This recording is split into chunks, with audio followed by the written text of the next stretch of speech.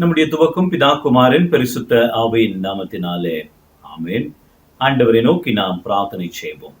இரக்கங்களின் பிதாவே, எல்லா ஆசீர்வாதங்களுக்கு முற்றே தர்மியான ஓய்வு நாளுக்காக நாங்கள் நமக்கு நன்றி செலுத்துகின்றோம். மே மாதத்தினுடைய 3வது ஓய்வு நாளை நாங்கள் காணும்படியான ஸ்லாக்கியத்தை தந்திரதற்காக நன்றி செலுத்துகின்றோம். காணொலி வாயிலாக இந்த ஆராதனையிலே பங்கு கொள்ளுகின்ற இந்த பிள்ளைகள் அனைவரையும் நீர் ஆசீர்வதிக்க வேண்டும் என்று சொல்லி நாங்கள் மன்றாடுகின்றோம். கர்த்ததாமே துவக்கத்திலிருந்து முடிவு பறிந்தும் எங்கள் மத்தியிலே அசைவாடி எங்கள் ஒவ்வொருவரையும் ஆசீர்வதிக்க வேண்டும் என்று சொல்லி நாங்கள் மன்றாடுகின்றோம். பாடுகின்ற பாடல்கள், வாசிக்கின்ற வசனம், கேட்கின்ற சத்தியம், ஏறெடுக்கின்ற எல்லா ஜெபங்களையும் கர்த்தர் ஆசீர்வதித்து எங்களை இந்த ஆவியினாலே நிரப்ப வேண்டும் என்று மீட்பெரும் இரட்சகருமான இயேசுவின் திருநாமத்திலே வேண்டி நிற்கின்றோம் பிதாவே, ஆமென். தேவனுடைய நாம மகிமைக்காக நாம் யாவருமாக இணைந்து கிறிஸ்து சபை பாமாலைகளிலே சுத்த ஆவி என்னில் தங்கும் என்ற பாமாலையை நாம் சேர்ந்து பாடுவோம். பாமாலைகளிலே 276 பாமாலை.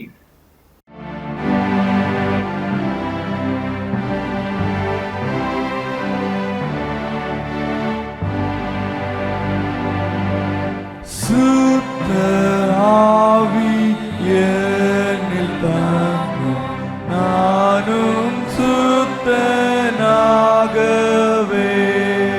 பாவ அழுக்கெல்லாம் நீக்கும்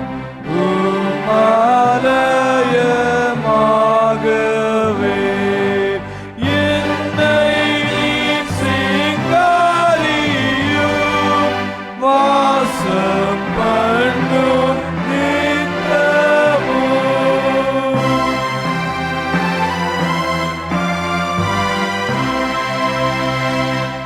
சத்ய ஆவி என்னில் தங்கும், நானும் சத்யனாகவே தெய்வ பக்தி என்னில் முற்றும் வாழ நேர செய்யுமே. நீர் என்னில் பிரவேசியும் ஆண்டு கொள்ளும்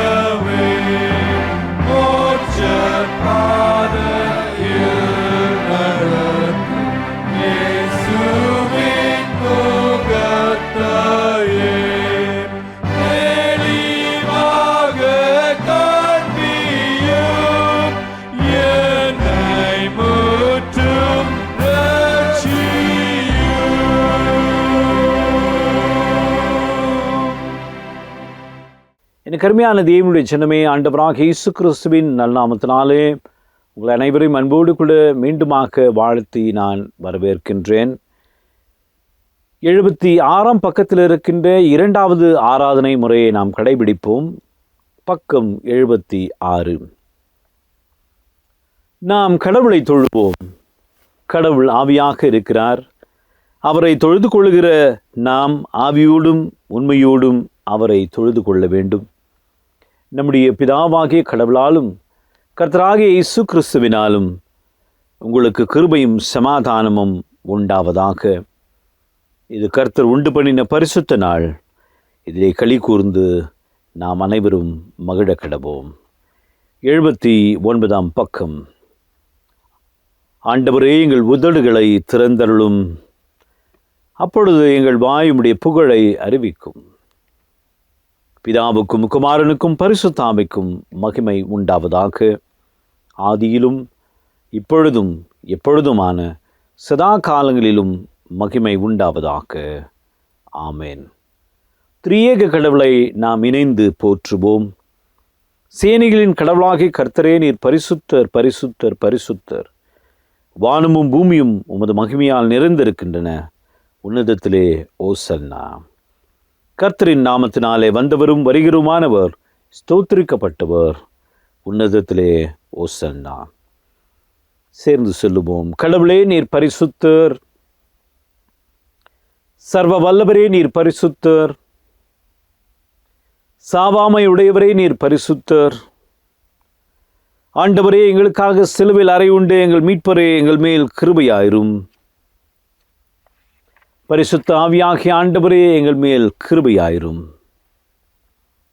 ஆண்டவரே, எங்கள் ஜெபங்களை ஆராதனையிலும் ஏற்றுக்கொண்டு எங்கள் மேல் கிருபையாயிரும். எங்கள் தந்தையாம் கடவுளே, மது வல்லமையினாலும் ஞானத்தினாலும் எல்லாவற்றையும் படைத்து மது குமாரனை எங்கள் இரட்சகராக தரும்படி உலகத்தில் அன்பு கூர்ந்தீரே, உம்மை போற்றுகிறோம்.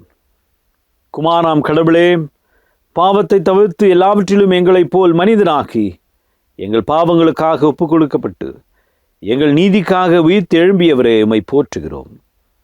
பரிசுத்த ஆவியராகிய கடவுளே, எல்லா உண்மைக்குள்ளும் எங்களை பயனடத்தி கடவுளின் அன்பை எங்கள் நெஞ்சில் பொழிகிறவரே, உம்மை போற்றுகிறோம். பிதா, குமாரன், பரிசுத்த ஆவியாகிய கடவுளே, உமக்கு எக்காலமும் எல்லா புகழும் மகிமையும் உண்டாவதாக. ஆமென். நாம் பாவ அறிக்கையை செய்வோம். நமக்கு பாவம் இல்லை என்போமானால் நம்மை நாமே வஞ்சிக்கலாமோம். சத்தியம் நமக்குள் இராது. நமது பாவங்களை நாம் அறிக்கை செய்தால் பாவங்களை நமக்கு மன்னித்து எவ்வித அநீதமும் நீங்கி நம்மை சுத்திகரிப்பதற்கு அவர் நம்பத்தக்கவரும் நீதியும் உள்ளவர். நான் எழுந்து என் தகப்பனிடத்திற்கு போய், தகப்பனே, பரத்திற்கு விரோதமாகும் ஒரு பார்வையிலும் பாவம் செய்தேன். இனி இவனுடைய மகன் என்று சொல்லப்படுவதற்கு நான் பாத்திரன் அல்ல. நம்முடைய வேலைக்காரர் ஒருவராக என்னை வைத்துக் கொள்ளும் என்பேன். தேவனுடைய இறையரசு சமீபமாக இருக்கின்றது. மனம் திரும்பி நற்செய்தியில் நம்பிக்கை வையுங்கள். நாம் மௌனமாக குடும்பமாக முழங்காலிலே நின்று நாம் செய்த பாவங்கள், தேவனுக்கு விரோதமாய் செய்த தப்பிதங்கள், குற்றங்களை நினைத்து பார்த்து அறிக்கை செய்ய நாம் அழைக்கப்பட்டிருக்கின்றோம். சற்று நேரம் அமைதியாக இருப்போம்.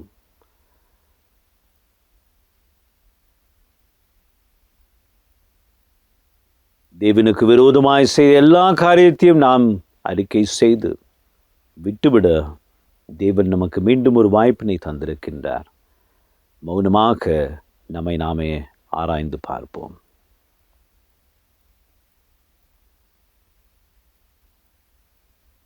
ஜெப சிந்தையோடு கூட முதலாவது பாவ அறிக்கை ஜெபத்தை சேர்ந்து சொல்லுவோம். சர்வ வல்லமையும் மிகுந்த இரக்கமுள்ள பிதாவே, தப்பிப்போன ஆடுகளைப் போல் நாங்கள் உம்முடைய வழிகளை விட்டு வழுவி அலைந்து போனோம். எங்கள் இருதயத்தின் யோசனைகளுக்கும் விருப்பங்களுக்கும் மிகவும் இணங்கி நடந்தோம். உமது பரிசுத்த கற்பனைக்கு விரோதமாய் குற்றம் செய்தோம். செய்யத்தக்கவைகளை செய்யாமல் செய்யத்தகாதவைகளை செய்து வந்தோம். எங்களுக்கு சுகமே இல்லை.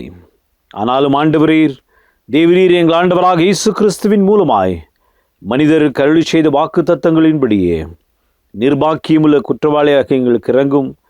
தப்பிதங்களை அறிக்கையிடுகிற எங்கள் மேல் பொறுமையாயிரும். பாவத்து நிமித்தம் துக்கப்படுகிற எங்களை சீர்படுத்தும்.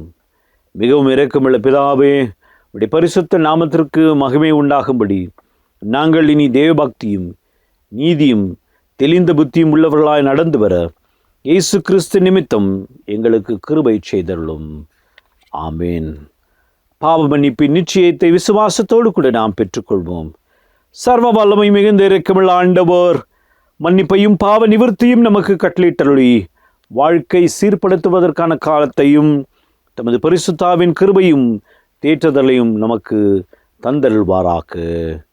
ஆமேன். ஆண்டவரை துதியுங்கள். ஆண்டவர் நாமம் துதிக்கப்படுவதாக. இந்த நாளுக்குரிய வேத பகுதிகளை வாசிக்க இப்பொழுது நாம் கேட்போம். பழைய ஏற்பாட்டின் பகுதியாக ஏசாயா தீர்க்கதரிசியின் புஸ்தகம் 40ஆம் அதிகாரம் வசனங்கள் 25 31 முடிய. வாசிக்க வேண்டிய வேத பாடம் ஏசாயா 40ஆம் அதிகாரம் வசனங்கள் 25 முதல் 31 முடிய. இப்படி இருக்க என்னை யாருக்கு ஒப்பிடுவீர்கள்? எனக்கு யாரை நிகராக்குவீர்கள் என்று பரிசுத்தர் சொல்லுகிறார். உங்கள் கண்களை ஏறெடுத்து பாருங்கள், அவைகளை சிருஷ்டித்தவர் யார்? அவர் அவைகளின் சேனையை இலக்கு திட்டமாக புறப்பட பண்ணி அவைகளை எல்லாம் பேர் பேராக அழைக்கிறவராமே. அவருடைய மகா பலத்தினாலும் அவருடைய மகா வல்லமையினாலும் அவைகளில் ஒன்றும் குறையாமல் இருக்கிறது. யாக்கோபே, இஸ்ரவேலே, என் வழி கர்த்தருக்கு மறைவாயிற்று என்றும் என் நியாயம் என் தேவனிடத்தில் எட்டாமல் போகிறது என்றும் நீ சொல்வானேன். பூமியின் கடையாந்தரங்களை சிருஷ்டித்த கர்த்தராகிய அநாதி தேவன் சோர்ந்து போவதும் இல்லை, இலைப்படைவதும் இல்லை. இதை நீ அறியாயோ? இதை நீ கேட்டதில்லையோ? அவருடைய புத்தி ஆராய்ந்து முடியாதது. சோர்ந்து போகிறவனுக்கு அவர் பலன் கொடுத்து தத்துவமில்லாதவனுக்கு சத்துவத்தை பெருக பண்ணுகிறார். இளைஞர் இலைப்படைந்து சோர்ந்து போவார்கள், வாலிபரும் இடறி விழுவார்கள். கர்த்தருக்கு காத்திருக்கிறவர்களும் புதுபலன் அடைந்து கழுகுகளைப் போல செட்டைகளை அடித்து எழும்புவார்கள். அவர்கள் ஓடினாலும் இலைப்படையார்கள், நடந்தாலும் சோர்ந்து போகார்கள். வாசிக்க வேண்டிய வேத பாடம் வாசித்து முடிந்தாயிற்று. நிருப பாடமாக அப்போஸ்தலரின் நடபடிகள் 1ஆம் அதிகாரம் வசனங்கள் 1 11 முடிய. நிருப பாடமாக அப்போஸ்தலருடைய நடபடிகள் 1ஆவது அதிகாரம் வசனங்கள் 1 11 முடிய. தேயோப்பிலுவே, இயேசுவானவர் தாம் தெரிந்து கொண்ட அப்போஸ்தலர்களுக்கு பரிசுத்த ஆவினாலே கட்டளையிட்ட பின்பு அவர் எடுத்துக்கொள்ளப்பட்ட நாள் வரைக்கும் செய்யவும் உபதேசிக்கவும் தொடங்கின எல்லாவற்றையும் குறித்து முதலாம் பிரபந்தத்தை உண்டு பண்ணினேன். அவர் பாடுபட்ட பின்பு 40 நாளளவும் அப்போஸ்தலர்களுக்கு தரிசனமாகி தேவனுடைய ராஜ்யத்துக்குரியவைகளை அவர்களுடனே பேசி அநேகம் தெளிவான திருசாந்தங்களினாலே அவர்களுக்கு தம்மை உயிரோடு இருக்கிறவராக காண்பித்தார்.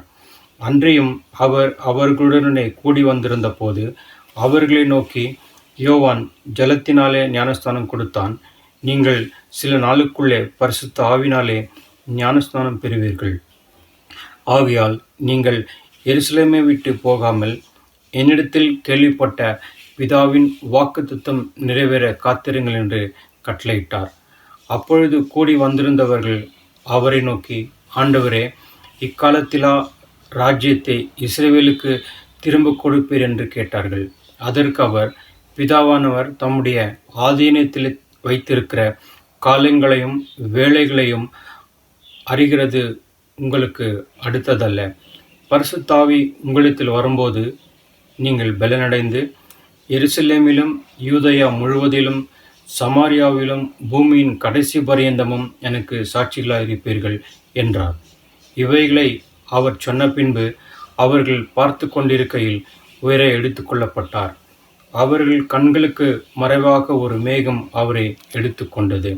அவர் போகிற போது அவர்கள் வானத்தை அனார்ந்து பார்த்து கொண்டிருக்கையில் இதோ வெண்மையான வஸ்திரம் தரித்தவர்கள் 2 பேர் அவர்கள் அருகே நின்று, கலிலேயராகிய மனுஷரே, நீங்கள் ஏன் வானத்தை அனார்ந்து பார்த்து நிற்கிறீர்கள்? உங்களிடத்தினின்று வானத்துக்கு எடுத்துக்கொள்ளப்பட்ட இந்த இயேசுவானவர் எப்படி உங்கள் கண்களுக்கு முன்பாக வானத்துக்கு எழுந்தருளி போனாரோ அப்படியே மறுபடியும் வருவார் என்றார்கள். வாசிக்க தெரிந்து கொள்ளப்பட்ட நிருப பாடம் வாசித்தாயிற்று. தேவனே உமக்கு ஸ்தோத்திரம் உண்டாவதாக. நற்செய்தி பகுதியை வாசிக்க கேட்போம். நற்செய்தி பகுதியாக பரிசுத்த லூக்கா என்பவர் எழுதின நற்செய்தி நூல் 24ஆம் அதிகாரம் வசனங்கள் 44 49 முடிய. பரிசுத்த லூக்கா என்பவர் எழுதின நற்செய்தி நூல் 24ஆம் அதிகாரம் வசனங்கள் 44 49 முடிய. லூக்கா 24:44 முதல் 49 வரை. அவர்களை நோக்கி, மோசேயின் நியாய பிரமாணத்திலும் தீர்க்க தரிசனங்களின் ஆகமங்களிலும் சங்கீதங்களிலும் என்னை குறித்து எழுதியிருக்கிறவைகள் எல்லாம் நிறைவேற வேண்டியதென்று நான் உங்களோடு இருந்தபோது உங்களுக்கு சொல்லி கொண்டு வந்த விசேஷங்கள் இவைகளே என்றார். அப்பொழுது வேத வாக்கியங்களை அறிந்து கொள்ளும்படி அவர்களுடைய மனதை அவர் திறந்து அவர்களை நோக்கி, எழுதியிருக்கிறபடி கிறிஸ்து பாடுபடவும் 3ஆம் நாளில் மரித்தோரிலிருந்து எழுந்திருக்கவும் வேண்டியதாய் இருந்தது. அன்றியும் மனம் திரும்புதலும் பாவ மன்னிப்பும் எருசலேம் தொடங்கி சகல தேசத்தாருக்கும் அவருடைய நாமத்தினாலே பிரசங்கிக்கப்படவும் வேண்டியது. நீங்கள் இவைகளுக்கு சாட்சிகளாய் இருக்கிறீர்கள். என் பிதா வாக்குத்தத்தம் பண்ணினதை இதோ நான் உங்களுக்கு அனுப்புகிறேன். நீங்களோ உன்னதத்திலிருந்து வரும் பலனால் தரிப்பிக்கப்படும் வரைக்கும் எருசலேம் நகரத்தில் இருங்கள் என்றார் என்பதே. வாசிக்க வேண்டிய 3ஆம் வேத பாடம் வாசித்தாயிற்று. தேவனை புகழ்ந்து பாடும் எண்ணமாக கிறிஸ்தவ கீர்த்தனைகளிலே 124வது கீர்த்தனை நாம் பாடுவோம். வா பாவி மலைத்து நில்லாதே வா என்ற பாடலை நாம் பாடுவோம்.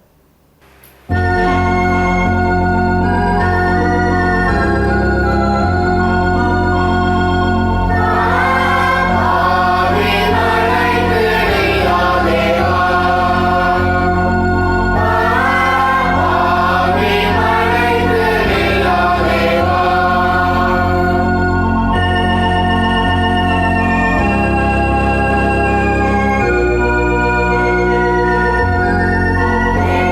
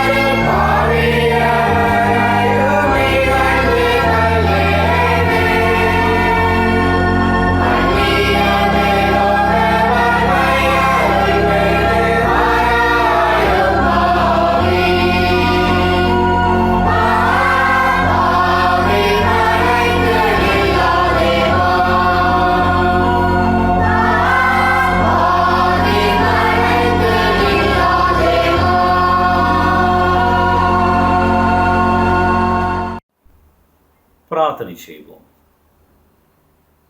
எங்கள் கண்மலை மீட்பெருமாகிய கர்த்தாவே, எங்கள் வாயின் வார்த்தைகளும் இருதயத்தின் தியானமும் முது சமூகத்திலே பிரதியாயிருப்பதாக. ஆமென்.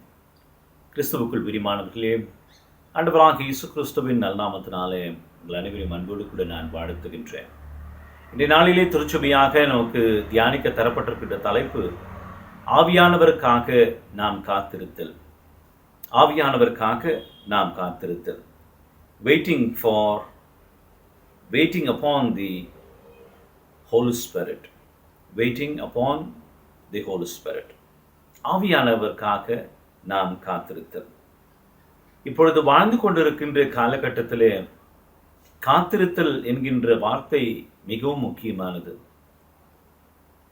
நாம் அனைவருமாக ஆவலோடு கூட காத்திருக்கின்ற காரியம் என்னவென்றால், எப்பொழுது இந்த வாதை நிற்கும், எப்பொழுது நம்முடைய இயல்பு வாழ்க்கைக்கு நாம் திரும்புவோம், எப்பொழுது நாம் திருச்சபைக்கு வந்து நாம் கர்த்தரை தொழுது கொள்வோம், எப்பொழுது நாம் இயல்பு நிலைக்குள்ளாக கடந்து போவோம் என்று சொல்லி காத்திருக்கின்றோம்.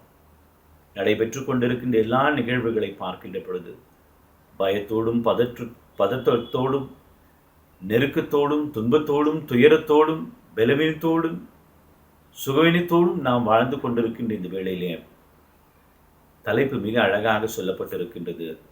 ஆவியானவருக்காக நாம் காத்திருக்க வேண்டும். எனக்கு அருமையான தேவனுடைய சின்னமே, ஆவியானவருக்காக நாம் எதற்காக காத்திருக்க வேண்டும் என்று கேள்விகளை நாம் கேட்கலாம். ஆவியானவர் நம் மீது வருகின்ற பொழுது அவர் நம்மை பலப்படுத்துகின்றார் என்று நாம் பார்க்கின்றோம். ஆவியானவருக்காக நாம் எதற்காக காத்திருக்கின்றோம் என்று சொன்னால், இது இயேசு கிறிஸ்து நமக்கு செய்த வாக்குத்தத்தம். அதைதான் நாம் நற்செய்தி பகுதியிலே நாம் வாசிக்க கேட்டோம். லூக்கா எழுதின சுவிசேஷம் 24ஆம் அதிகாரம் வசனங்கள் 44 49 வரை நாம் வாசித்தோம் அல்லவா? அதிலே குறிப்பாக 49ஆம் வசனத்தை நீங்கள் பார்க்கின்ற பொழுது இயேசு கிறிஸ்து மிக தெளிவாக சொல்லுகின்றார், நீங்கள் பரத்திலிருந்து வருகின்ற ஆவியானவருக்காக காத்திருக்க வேண்டும். பரத்திலிருந்து வருகின்ற ஆவியானவருக்காக காத்திருக்க வேண்டும். Waiting for the spirit from above. பரத்திலிருந்து வருகின்ற ஆவியானவர் என்று நாம் பார்க்கின்ற பொழுது இது கடவுள் நமக்கு தருகின்ற பலனாக கருதப்படுகின்றது. கடவுள் நமக்கு தருகின்ற ஆசீர்வாதமாக, ஈவாக நாம் இதை பார்க்கின்றோம். ஆகவேதான் ஆண்டவராக இயேசு கிறிஸ்து சொன்னார், நான் உங்களை திக்கற்றவராக விடேன். நான் உங்களை திக்கற்றவராக விடேன். எனக்கு அருமையான தேவனுடைய ஜனமே, ஆண்டவர் சொன்ன இந்த வாக்குத்தத்தத்தை நிறைவேற்றுகின்றதை நாம் பார்க்கின்றோம் அப்போஸ்தலர் நடவடிக்கையிலே. ஆகவே ஆவியானவருக்காக நாம் காத்திருக்கின்ற பொழுது ஆவியானவர் என்ன செய்கின்றார் என்பதை தான் நாம் பார்க்கின்றோம். பரத்திலிருந்து வருகின்ற ஆவியானவர் செய்கின்ற காரியத்தை நாம் சற்று ஆழமாக சிந்திப்போம் என்று சொன்னால், பரத்திலிருந்து வருகின்ற ஆவியானவர் நமக்கு பலனை தருகின்றார் என்று சொல்லி பழைய ஏற்பாட்டின் பகுதியிலே நாம் வாசிக்க கேட்டோம். ஏசாயா தீர்க்கதரிசியின் புஸ்தகம் 40ஆம் அதிகாரம் 25 31 வரை நாம் வாசித்து பார்க்கின்ற பொழுது அங்கு ஏசாயா தீர்க்கன் மிக அழகாக சொல்லியிருக்கின்றான், பலவீனருக்கு கர்த்தர் பலனை கொடுக்கின்றார். God empowers us in our powerless situation. பலனில்லாமல் இருக்கின்ற வேளையிலே கர்த்தர் நமக்கு பலனை தருகின்றார். வசனம் மிக அழகாக சொல்லுகின்றது. எனக்கு அருமையானவர்களே, ஏசாயா தீர்க்கதரிசியின் புஸ்தகம் 40ஆம் அதிகாரம் 29ஆம் வசனத்தை நீங்கள் வாசித்து பார்க்கின்ற பொழுது, சோர்ந்து போகிறவனுக்கு அவர் பலனை கொடுத்து சத்துவம் இல்லாதவனுக்கு சத்துவத்தை பெருகப்படுகின்றார். எத்தனை உண்மையான வார்த்தை எனக்கு அருமையானவர்களே. ஆவியானவருக்காக காத்திருக்கின்ற வேளையிலே, பலனில்லாமல் காத்திருக்கின்ற வேளையிலே, சோர்ந்து போயிருக்கின்ற வேளையிலே, துயரங்கள் சூழ்ந்திருக்கின்ற வேளையிலே ஆவியானவர் நமக்கு பலனை தருகின்றார் என்று சொல்லி வேதத்திலே நாம் வாசிக்கின்றோம். ஏசாயா தீர்க்கதரிசி மிக தெளிவாக சொல்லுகின்றார், சோர்ந்து போகிறவர்களுக்கு அவர் தேவ பலனை தருகின்றவராக இருக்கின்றார். 2 கொரிந்தியர் 12ஆம் அதிகாரம் 9ஆம் வசனத்தை நீங்கள் பார்க்கின்ற பொழுது பவுலும் கூட இதைதான் சொல்கின்றார், என் கிருபை உனக்கு போதும், உன் பலவீனத்திலே என் பலன் பூர்ணமாய் விளங்கும். எனக்கு அருமையான தேவனுடைய சனமே, ஆவியானவருக்காக நாம் அவளோடு கூட காத்திருப்போம் என்று சொன்னால் ஆவியானவர் நம்மை பலப்படுத்துகின்றார். சோர்ந்து போயிருக்கின்ற வேளையிலே, திக்கற்று இருக்கின்ற வேளையிலே, பயத்தின் வேளையிலே கர்த்தர் நம்மை பலப்படுத்துகின்றார். அந்த பலனை கொண்டு எல்லாவற்றையும் நாம் செய்ய முடியும். ஆவியானவர் நம் மீது இறங்குகின்ற பொழுது நாம் பலன் அடைவோம் என்பதுதான் நாம் இந்த வசனத்தின் வாயிலாக பெற்றுக்கொள்கின்ற சத்தியம். பலன் இல்லாதவருக்கு பலனை தருகின்றார். ஆகவே பலன் இல்லாதவர்கள் என்று நாம் பார்க்கின்ற பொழுது இளைஞர்கள் இளைப்படைந்து சோர்ந்து போவார்கள், வாலிபரும் இடறி விழுவார்கள் என்று 30ஆம் வசனத்திலே பார்க்கின்றோம். ஆனால் 31ஆம் வசனத்திற்குள்ளாக நீங்கள் வருகின்ற பொழுது கர்த்தர் தருகின்ற பலனையும் கர்த்தர் தருகின்ற வல்லமையும் ஆவியானவரின் வாயிலாக நமக்கு தரப்படுகின்ற புது பலனை குறித்து இந்த இடத்திலே நாம் பார்க்கின்றோம். கர்த்தருக்கு காத்திருக்கிறவர்களோ, the people who are waiting for the Lord, புது பலன் அடைந்து கழுகுகளைப் போல செட்டைகளை அடித்து எழும்புவார்கள். அவர்கள் ஓடினாலும் இளைப்படையார்கள், நடந்தாலும் சோர்ந்து போகார்கள். ஆவியானவர் நமக்கு பலனை தருகின்ற பொழுது, நம்மை பலப்படுத்துகின்ற பொழுது நாம் கழுகை போல செட்டை அடைத்து எழும்புவோம். ஓடினாலும் இளைப்படை மாட்டோம், நடந்தாலும் சோர்ந்து போக மாட்டோம். ஏனென்றால் கர்த்தருடைய வல்லமை நம் மீது இறங்கி இருக்கின்றது. எனக்கு அருமையான தேவனுடைய சனமே, கர்த்தரே இந்த வார்த்தையை சொல்லுகின்றதை நாம் பார்க்கின்றோம். இதைத்தான் மத்தேயு எழுதின சுவிசேஷம் 10ஆம் அதிகாரம் 20ஆம் வசனத்திலே ஆண்டவர் சொல்கின்றார், பேசுகிறது நீங்கள் அல்ல, மாறாக பிதாவினுடைய ஆவியானவரே உங்கள் மூலமாக பேசுவார். செய்வதறியாமல் நாம் திகைத்து கொண்டிருக்கின்ற இந்த வேளையிலே கர்த்தருடைய பலன் நம் மீது இறங்கி வருகின்ற பொழுது ஆவியானவர் என்ன பேச வேண்டும், எப்படி நடக்க வேண்டும் என்பதையெல்லாம் நமக்கு சொல்லி பலனற்றிருக்கின்ற வேளையிலே நம்மை பலப்படுத்துகின்றார். இப்பொழுது பரவியிருக்கின்ற இந்த வாதையின் மத்தியிலே, பயத்தின் மத்தியிலே, நடுக்கத்தின் மத்தியிலே, திகைப்பின் மத்தியிலே, சோர்வின் மத்தியிலே இருக்கின்ற நமக்கு இந்த வசனங்கள் எல்லாம் தேவ பலனாக இருக்கின்றது என்று சொன்னால் மிகையாகாது. ஆக பரத்திலிருந்து வருகின்ற ஆவியானவர் நம்மை பலப்படுத்துகின்றார். இதைதான் அப்போஸ்தலரிலும் பார்க்கின்றோம். பரிசுத்த ஆவியானவர் நம் மீது வருகின்ற பொழுது பலன் அடைந்த நாம் என்ன செய்ய வேண்டும் என்பதையும் இந்த இடத்திலே சொல்லியிருக்கின்றார். பலனை பெற்றுக்கொண்டு நாம் என்ன செய்ய வேண்டும் என்றால் அவருக்காக சாட்சி பகர வேண்டும். அப்போஸ்தலர் 1ஆம் அதிகாரம் 8ஆம் வசனத்தை நீங்கள் வாசித்து பார்க்கின்ற பொழுது, பரிசுத்த ஆவியானவர் உங்கள் மீது இறங்குகின்ற வேளையிலே நீங்கள் பலன் அடைந்து உலகம் முழுவதுமாக எனக்கு சாட்சிகளாக இருப்பீர்கள். இந்த சாட்சிகள் என்கின்ற வார்த்தையை 1:8 பார்க்கின்றோம். அப்போஸ்தலர் 2:32 பார்க்கின்றோம். அப்போஸ்தலர் 3:15 நாம் பார்க்கின்றோம். சாட்சிகளாக, இயேசுவினுடைய சாட்சியாக, உயிர்த்தெழுந்த இயேசுவினுடைய சாட்சியாக பலனற்று இருக்கின்ற வேளையிலே பலப்படுத்துகின்ற கிறிஸ்துவுக்காக நாம் சாட்சியாக வாழ அழைக்கப்பட்டிருக்கின்றோம். இந்த வாதையின் காலத்திலே, இந்த துன்பத்தின் காலத்திலே, துயரத்தின் காலத்திலே, வியாகுலத்தின் காலத்திலே கர்த்தர் நம்மை பலப்படுத்துவார். சோர்ந்து போகின்றவர்களுக்கு அவர் பலனை தந்து நம்மை பலப்படுத்துகின்ற வேளையிலே அவருக்காக நாம் சாட்சி பகிர்வோம். இருள் சூழ்ந்து இருக்கின்ற வேளையிலே கர்த்தர் வெளிச்சமாக, பலனாக, அரணாக, கோட்டையாக நம் மத்தியில் இருப்பார் என்பதிலே சந்தேகமில்லை. ஆகவே விசுவாசத்தோடு கூட கர்த்தருக்காக நாம் காத்திருப்போம். கடைசி வரையில மரண பரியந்தம் சாட்சி விழாவர்களாக நாம் வாழுகின்ற பொழுது நாம் ஜெயம் கொள்ளுகின்றோம். ஜெயம் கொள்ளுகின்றவர்கள் எல்லாவற்றையும் சுதந்திரித்துக் கொள்வார்கள் என்று வேதத்திலே வாசிக்கின்றோம். அப்படிப்பட்ட ஆசீர்வாதத்தை கர்த்ததாமே நமக்கும் நம்முடைய குடும்பத்திற்கும், குறிப்பாக இந்த வாதையின் காலத்திலே எனக்கு பலன் இல்லை, எனக்கு சுகமில்லை, நான் பலவீனமாய் காணப்படுகின்றேன், சுகவீனமாய் காணப்படுகின்றேன், சோர்வற்றிருக்கின்றேன், பலனில்லாமல் இருக்கின்றேன் என்று சொல்லுகின்றவர்களுக்கு தேவனுடைய பலன் இறங்கி பலப்படுத்தும் என்பதை மறந்து போக வேண்டாம். அப்படிப்பட்ட ஆசீர்வாதத்தை கர்த்ததாமே நம் ஒவ்வொருவருக்கும் தந்து வழிநடத்துவாராக. ஆமென். ஆண்டவரை நோக்கி நாம் மன்றாடுவோம்.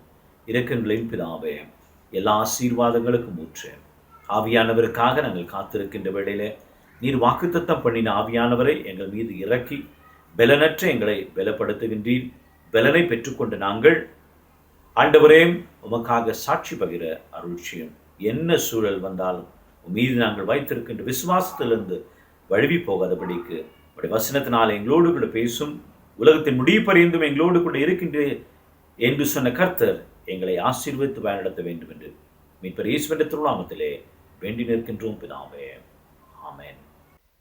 நாம் யாவருமாக இணைந்து நம்முடைய விசுவாசத்தை அப்போஸ்தலர் விசுவாச பிரமாணத்தின் வாயிலாக அறிக்கை செய்து அதை நாம் உறுதி செய்வோமாக.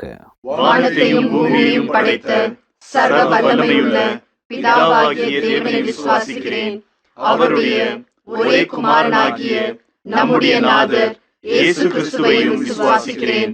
அவர் பரிசுத்த ஆவியினாலே கன்னி மரியாளிடத்தில் உற்பவித்து பிறந்தார்.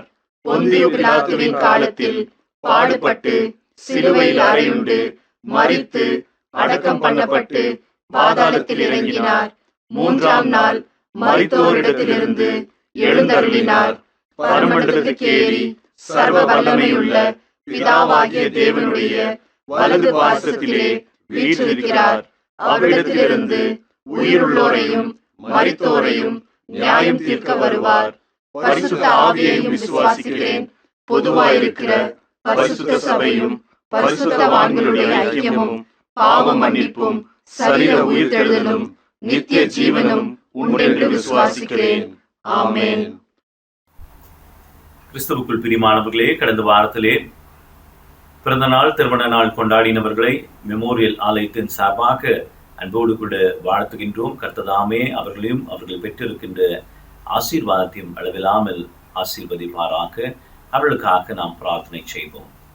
துதிகளின் மத்தியில் வாசம் செய்கிறவரே, பரிசுத்தரே, எல்லா ஆசீர்வாதங்களுக்கும் ஊற்றே, இப்பொழுதுமாக உடைய கரத்திலிருந்து நன்மைகளை பெற்றுக்கொண்டு உமக்கு நன்றி சொல்லிக் கொண்டிருக்கின்ற பிள்ளைகளை கண்ணோக்கி பாரும். பிறந்த நாளை கொண்டாடின அந்த பிள்ளைகளுக்காக நன்றி செலுத்துகின்றோம். ஆண்டவரே, இன்னும் ஒரு ஆண்டை அவர் வாழ்விலை கூட்டி சேர்த்த கிருபைக்காக ஸ்தோத்திரங்களை எடுக்கின்றோம். இந்த புதிய ஆண்டிலே செய்கின்ற எல்லா காரியத்திலும் நீர் அவர்களை ஆசீர்வதித்து வெற்றிகளை தந்து இது போன்ற அநேக பிறந்த நாளை காண ஸ்லாக்கியத்தை தாரும். அவனுமே திருமண நாளை கொண்டாடி இருக்கின்ற அந்த பிள்ளைகளுக்காக நன்றி செலுத்துகின்றோம். கணவன் மனைவியாக இணைத்து குடும்பத்தை உருவாக்கி ஆசீர்வத்த கர்த்ததாமே தொடர்ந்து கணவன் மனைவி பிள்ளையாக உமக்கு சாட்சி பகிரவும் இது போன்ற அநேக திருமண நாளை கொண்டாட அருள் செய்ய வேண்டும் என்று மீட்பெரும் ராட்சகமான ஈஸ்வரன் திருநாமத்திலே வேண்டி நிற்கின்றோம் பிதாவே. ஆமென். திரிகிராம் தந்தை மாய்ந்தன் தூயாவின் அன்பு கிருபை சமாதானம் உங்களோடும் நீங்கள் பெற்றிருக்கின்ற ஆசீர்வாதத்தோடும் இன்றும் என்றும் சதா காலங்களிலும் இருப்பதாக. ஆமென். அன்புக்குரியவர்களே, கடந்த வாரத்திலே நம்முடைய மெமோரியல் ஆலயத்தை சார்ந்த இருவர் கர்த்தருக்குள் நித்திரை அடைந்தார்கள் என்று சொல்லி வருத்தத்தோடு நாம் தெரிவித்துக் கொள்கின்றோம். திரு சாமியல் உதயகுமார், திருமதி ராணி எலிசபெத் அவர்கள் கர்த்தருக்குள் நித்திரை அடைந்தார்கள் என்று சொல்லி வருத்தத்தோடு கூட தெரிவித்துக் கொள்கின்றோம். அவர்கள் விட்டு சென்றிருக்கின்ற குடும்பத்தாருக்கு ஆறுதலாக சமாதானமாக இருக்கும்படியாக தனிப்பட்ட ஜெபத்திலும் குடும்ப ஜெபத்திலும் ஜெபிக்கும்படியாக அன்புடன் நான் கேட்டுக்கொள்கின்றேன். அவர்களுக்காக நான் பிரார்த்தனை செய்வோம். உயிர்த்தெழுதலும் ஜீவனுமாயிருக்கிற எங்கள் அன்பின் ஆண்டவரே, உமக்குள்ளாக மரிக்கிறவர்கள் பாக்கியவான்கள் என்று சொல்லி வேதத்திலே வாசிக்கின்ற விதமாக உமக்குள்ளாக மரித்திருக்கின்ற எங்கள் மெமோரியல் ஆலயத்தினுடைய அங்கத்தினர்களாகிய திரு சாமியல் உதயகுமார் அவர்களுக்காகவும் திருமதி ராணி எலிசபெத் அவர்களுக்காக நாங்கள் செபிக்கின்றோம். அவர்கள் விட்டு சென்றிருக்கின்ற குடும்பத்தாருடைய கருத்துக்குள்ளாக நாங்கள் புகழ் செபிக்கின்றோம். கர்த்ததாமே கிருபையாக இறங்கி அவர்களுக்கு ஆறுதலை மெய் சமாதானத்தையும் தந்திரள வேண்டும் என்று சொல்லி மன்றாடுகின்றோம். ஒரு தாய் தேற்றுவது போல நான் உங்களை தேற்றுவேன் என்று சொன்ன கர்த்தர் அப்படி தெய்வீக சமாதானத்தை தந்து அவர்களை ஆற்றி தேற்றி பலப்படுத்தி ஆசீர்வதிக்க வேண்டும் என்று சொல்லி மன்றாடுகின்றோம். இப்படி இரண்டாம் வருகையிலே இவர்களை முகமுகமாய் தரிசிப்போம் என்கின்ற விசுவாசத்தோடு கூட குடும்பத்தாரை உடைய கரத்திலே ஒப்புக்கொடுக்கின்றோம். காத்துக்கொள்ளும் வழிநடத்தும் மீட்பர் ஈஸ்வரன் திருநாமத்திலே வேண்டி நிற்கின்றோம் பிதாவே. ஆமென். பிரியமானவர்களே, மீண்டுமாக உங்களிடத்திலே கேட்டுக்கொள்வது என்னவென்றால், ஜெபத்திலே தரித்திருங்கள், உறுதியாய் செபியுங்கள், சோர்ந்து போகாமல் செபியுங்கள். இந்த காலகட்டங்களிலே நாம் ஒருங்கிணைந்து ஜெபிப்பது மிகவும் அவசியமாக இருக்கின்றது. நம்முடைய ஜெபத்தை கேட்டு கர்த்தர் எல்லாவற்றையும் மாற்ற, நிலைமைகள் சீராக்க, நம்முடைய வாழ்க்கை மீண்டுமாக பழைய நிலைக்கு வர நம்முடைய ஊக்கமான ஜெபங்கள் தேவையாக இருக்கின்றது. ஆக ஒருமனப்பட்டவர்களாக நாம் ஜெபிக்கின்ற வேளையிலே கர்த்தர் பெரிய காரியங்களை செய்வார். எங்கே 2-3 பேர் கூடி என் நாமத்தினாலே ஜெபிக்கின்றீர்களோ அங்கே நான் இருப்பேன் என்று சொன்ன கர்த்தர், நாம் அனைவரும் இணைந்து ஒரே குடும்பமாக ஜெபிக்கின்ற வேளையிலே எத்தனை காரியங்களை, எத்தனை அற்புதங்களை அவர் செய்ய வல்லவராக இருக்கின்றார் என்பதை எண்ணி பார்த்து நாம் தொடர்ந்து ஜெபிப்போம். ஒருவரை ஒருவர் தாங்குவோம். ஒருவருக்காக ஒருவர் ஜெபித்து கர்த்தருடைய பெரிதான கிருபையும் இரக்கத்தையும் ஆசீர்வாதத்தையும் பெற்றுக்கொள்ள நாம் அழைக்கப்பட்டிருக்கின்றோம். தொடர்ந்து நாம் ஆண்டவரை நோக்கி மன்றாடுவோம். மகா இரக்கமும் கிருபை நிறைந்த எங்கள் அன்பின் ஆண்டவரே, தருமையான கால வேளைக்காக நாங்கள் உமக்கு நன்றி செலுத்துகின்றோம். உடைய திருப்பணிக்காக ஸ்தோத்திரத்தை எடுக்கின்றோம். ஆம் ஆண்டவரே, உடைய திருப்பணியிலே நாங்களும் பங்கு கொள்ள எங்களுக்கு அருளை தாரும். அழைக்கின்ற நீர் அதை செய்வதற்கான தகுதியும் தருகின்றீர். அந்த தகுதியை பெற்ற நாங்கள் கர்த்தாவை எங்களுக்காக அல்ல, உடைய நாம மகிமைக்காக அதை செய்ய எங்களுக்கு நீர் கிருபைகளை தாரும். எங்களை ஆசீர்வதியும் ஆண்டவரே. இந்த சத்தியத்தை கேட்ட இந்த பிள்ளைகள் அனைவரையும் ஆசீர்வதியும். எப்பொழுதுமாக ஜெபத்தில் இருக்கின்ற ஒவ்வொரு குடும்பத்தை ஆசீர்வதியும். கணவன், மனைவி, பிள்ளைகளை ஆசீர்வதியும். அவருடைய குடும்ப காரியங்களை ஆசீர்வதியும். பிள்ளைகளை ஆசீர்வதியும். பிள்ளைகளுடைய எதிர்காலத்தை ஆசீர்வதியும். கர்த்தாவே, ஏற்ற காலத்திலே நன்மைகளை எமது பிள்ளைகள் பெற்றுக்கொள்ளும்படியாக அருள் செய்ய வேண்டும் என்று சொல்லி நாங்கள் பிரார்த்தனை செய்கின்றோம். அன்பின் இறைவனே, கிருபையில் கர்த்தாவே, எங்கள் அருமையான பேராயருக்காக நாங்கள் செபிக்கின்றோம். அவருடைய தலைமையின் கீழாக கர்நாடக மத்திய பேராயம், சாட்சியின் பேராயமாக, ஆவிக்குரிய பேராயமாக நீர் வழிநடத்தி வருகிற கிருபைக்காக நன்றி செலுத்துகின்றோம். வேண்டிய அனைத்து நன்மைகளை தொடர்ந்து அவருக்கு தாரும்.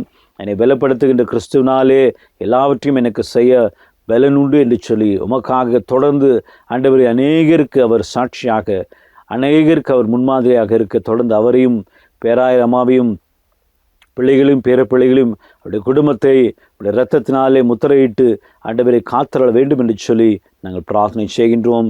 அருமையான செயலருக்காக, அவருடைய மனைவி பிள்ளைகளுக்காக, அவருடைய ஊழியத்திற்காக, தந்திருக்கின்ற திருச்சபைக்காக நாங்கள் செபிக்கின்றோம். ஆண்டவரை பேராயத்தினுடைய அதிகாரிகளுக்காக நாங்கள் செபிக்கின்றோம். ஒவ்வொருவரையும் ஆசீர்வதியும். அவருடைய குடும்பங்களை ஆசீர்வதியும். அவருடைய ஊழியங்களை ஆசீர்வதியும். கர்த்தாவே, கர்நாடக மத்திய பேராயத்தில் இருக்கின்ற எல்லா திருச்சபைகளுக்காக, எல்லா ஆயர்களுக்காக நாங்கள் செபிக்கின்றோம். கர்த்தாவே, ஒவ்வொரு ஆயர்களையும் ஆசீர்வதியும். ஊழியங்களை ஆசீர்வதியும். கர்த்தாவே, திருச்சபைகளை ஆசீர்வதிக்க வேண்டும் என்று சொல்லி நாங்கள் பிரார்த்தனை செய்கின்றோம். பேராயத்தினுடைய அலுவலகத்தை ஆசீர்வதியும். அதில் பணியாற்றுகின்ற ஒவ்வொருவருக்காக நாங்கள் ஜெபிக்கின்றோம். கர்த்ததாமே, இந்த வாதையின் காலத்திலே எங்களை நம்முடைய சற்றையின் மறைவிலே மூடி மறைத்து காத்துக்கொள்ள வேண்டும் என்று சொல்லி நாங்கள் மன்றாடுகின்றோம். ஆண்டவரே, நாங்கள் எப்பொழுதும் உமக்காக சாட்சி பகிர நீர் எங்களுக்கு பலனையும் அருளையும் கிருபையும் தர வேண்டும் என்று மீட்பெரும் இரட்சகருமான இயேசு கிறிஸ்துவின் இனிய நாமத்திலே வேண்டி நிற்கின்றோம் பிதாவே. ஆமேன். என் ஆத்துமாவே கர்த்தரை ஸ்தோத்திரி, என் முழுமை பரிசு நாமத்தை ஸ்தோத்திரி. என் ஆத்துமாவே கர்த்தரை ஸ்தோத்திரி, கர்த்தர் செய்த சகல உபகாரங்களையும் மறவாதே. ஆமேன். கர்த்தருடைய ஆசீர்வாதத்தை விசுவாசத்தோடு கூட நாம் பெற்றுக்கொள்வோம். கர்த்தர் உங்களை ஆசீர்வதித்து காக்க கடவர். கர்த்தர் தம்முடைய முகத்தை உங்கள் மேல் பிரகாசிக்க பண்ணி உங்கள் மேல் கிருபையாக இருக்க கடவர். கர்த்தர் தம்முடைய முகத்தை உங்கள் மேல் பிரசன்னமாக்கி இப்பொழுதும் எப்பொழுதும் உங்களுக்கு சமாதானத்தை கட்டளையிடுவாராக. ஆமேன். முடிவாக நம் யாவருமாக இணைந்து பாமாலைகளிலே 21வது பாமாலையை பாடுவோம். சேனையின் கர்த்தா சீர்நிறு ஏகோவா என்ற பாடலை நாம் சேர்ந்து பாடுவோம்.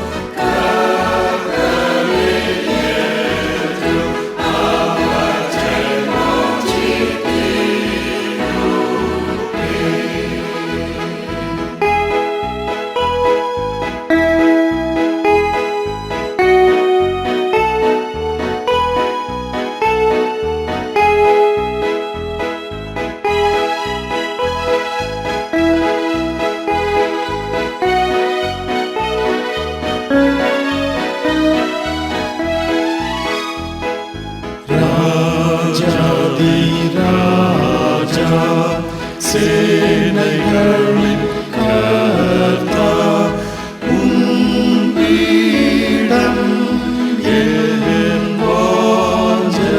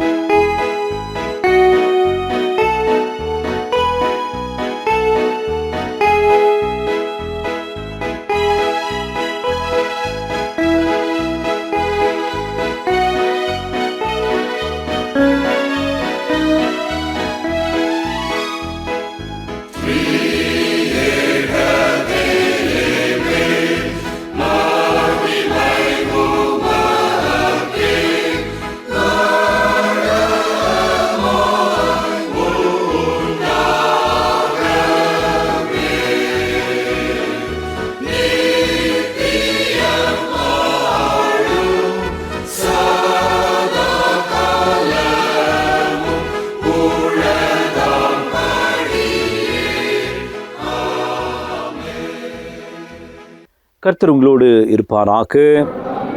சமாதானத்துடன் சென்று பாருங்கள். மகிமையுமக்கே ஓ நீரே ராஜாவே. அல்லேலூயா ஸ்தோத்ரம் ஸ்தோத்ரம் ஸ்தோத்ரமே மிக ஸ்தோத்ரம். துதி கனம் மகிமையுமக்கே ஓ நீரே ராஜாவே.